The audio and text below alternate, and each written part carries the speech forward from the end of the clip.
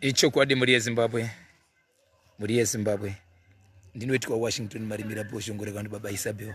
Muri yeZimbabwe nangoti ndingotaura nemi vari kunze kwenyika vari muno muZimbabwe. Ndiri munzvimbo yedombo shava. Nzvimbo yamuri kuona muri yeZimbabwe ishi.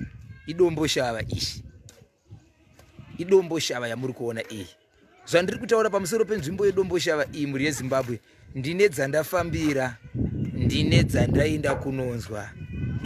Nyaya yatiri kutaura pazuva ranhasi muri yeZimbabwe, nhasi tichange tiri pasabhuku. Nhasi tichange tiri pasabhuku.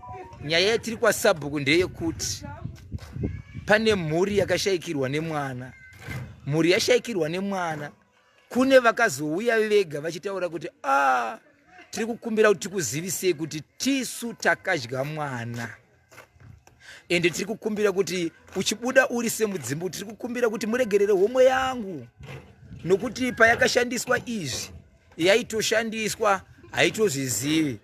Izvezvi ndinoti zvakare kwamuri, mukaona homwe yangu yauya zvakare kuzoroya kumba ikoko, iudzei kuti dzokera kumba unorara. Saka izvezvi tamirira maminitsi kuti tichienda pasabhuku. Vari kuzviti ivo ndo vakakonzera kudyiwa kwemwana, kana kuti vari kuzviti ivo ndo vane homwe yakadya mwana vachienda kune munhu akafirwa nemwana. Tamirira kuti tichienda pasabhuku. Kwasara maminitsi kuti tichipinda pasabhuku. Zvakawanda muchazvinzwa.